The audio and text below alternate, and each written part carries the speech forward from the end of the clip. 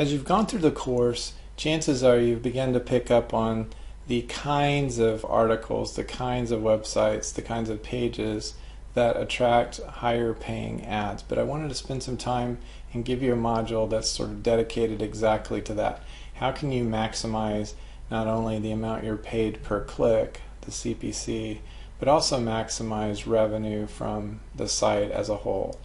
And of course, one of those ways is to optimize the placement of the ads, the size of the ads, the colors of the ads, so that you get more clicks from the visitors who come to your site.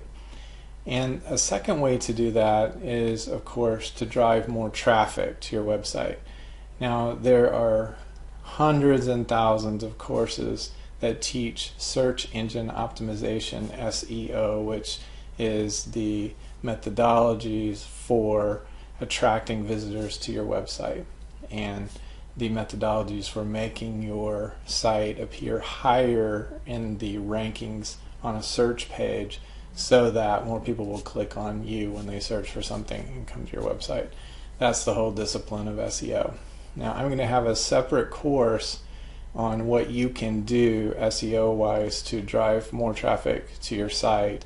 There's not time in a course like this one to talk about that, but keep in mind that you can have the perfectly designed site with the right kind of article content, the right ad placement, the right colors, and do all of that very, very, very well and not make much money because you don't have people coming to your site on a regular basis.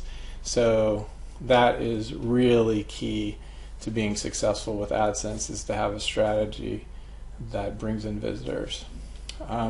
But I did want to talk about a little bit more about the kinds of ads that you place. Now, earlier in the course you learned that when an advertiser is selling something, they're willing to bid a certain amount that they'll pay for a click. So in our example earlier, we said that Ford Motor Company might be willing to pay $2 for a click on a car about their Ford Focus.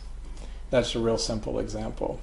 There are obviously a big range, a continuum of different products in the marketplace, from very, very high priced products like homes or large industrial equipment, manufacturing kinds of equipment, commercial kinds of equipment, vehicles, all of these kind of things at the very, very high end, even things like yachts and luxury items. So there's high-end products, and then there's, of course, very, very low-end products like chewing gum or candy or Coke or soda at the very low end. And obviously the amount that a company is going to pay for a click on a luxury yacht ad is going to be much higher than what a company would pay for a product like rubber bands or office supplies or something like that, because obviously with the yacht ad, the company's rationale is we might be able to sell a multi-million-dollar yacht, so we're willing to pay a great deal for a click on an ad like that.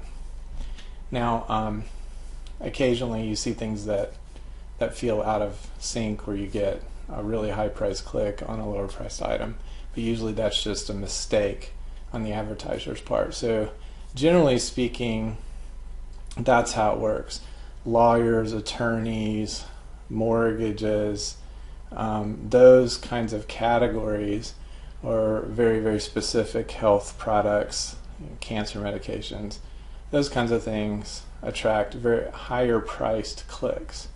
But just like it is in economics, where there are a much smaller population of people who are truly interested in clicking on the higher priced items, and so the audience for those clicks is a lot smaller. So whereas you might have the rationale, well, I'm going to create a site about luxury yachts and I'll attract some really high priced clicks. I mean, part of the logic is sound, because when people click on those ads, you're going to get paid a lot, probably.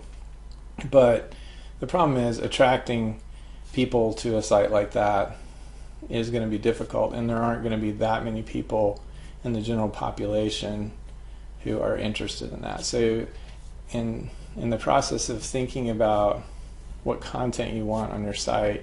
You have to keep those two things in mind. And of course, the sweet spot, the combination between higher priced products and most searched for products, is where there's the most value. Now, people have figured that out. It's not a new concept to people who've been in the business for a while, that they want to try to find the products that cost the most and are most popular and most searched for, and then create a site like that. So I'll just to give you examples so you can visualize what I'm talking about. Obviously, some of the phones, the Samsung Galaxy phones, the iPhones, the phone that itself is expensive, wildly popular, hundreds of millions in the world, and the plans, the phone company plans behind the phones, make them even more expensive and more valuable. So people pay a lot for a click, and they're highly searched. So it wouldn't surprise you to understand that because they pay quite a bit for clicks, and because a lot of people search for them, that there are a lot of websites who create content about those topics. So what you need to do is sort of understand the area that you're targeting with your content. And a lot of times you'll just be writing content about things you know about or things you enjoy doing, in which case you don't have to get too sophisticated with that thinking. But you might think about new twists on your content. For example, if you have a celebrity site and you write some articles about the kind of jewelry that celebrities use, then what you've done is you've potentially combined two things that aren't combined very often. And this is kind of an expert tip, so I hope your antennas went up when I started talking about this, but think about it. So you might take a very popular movie star or recording artist that gets a lot of search and then combine it with products that are expensive. So, if you talk about the bracelet, the diamond bracelet or the diamond necklace that a celebrity is wearing, chances are you can attract ads for jewelry, and also that same article may stand a chance to get more traffic or at least more search results because it's a popular kind of topic. So that's one strategy that you can use, combining those two kinds of ideas, text and language and references in your titles to products or product categories, and also more popular search terms. But just having a popular search term doesn't guarantee that you're going to get traffic there. That's where you need to use other SEO techniques, and I'll cover some of those in another course, but just want to kind of give you that background. Now, earlier in the course I mentioned that nowadays there are interest-based ads, which are the ads that kind of follow you around. When you've searched for bicycles on the internet, Google takes note of the fact that you're looking for a bicycle, and Google starts showing you bicycle related ads. And it doesn't matter if I'm on a cat website or a health website. If I've been searching for bicycles, Google's probably going to show me a bicycle ad even on the cat website. And that's good for you as the publisher. So what I just explained about the kinds of articles that you write and the kinds of product ideas that you put into the article text does not apply for interest-based ads. You'll get the best interest-based ad that Google can give you in those situations anyway without you having to take action. So that's the good news in interest-based ads. But even if you think you're going to get a lot of interest-based ads, it's really good to focus on your titles first of all, and then kind of the text in your article. You don't need to optimize your text around keywords, but you do need to make sure that they're mentioned and that you don't just rely on the picture to communicate the fact that your article is talking about jewelry or cars or whatever. You need to also have that in the text of your article. Hope that's helpful.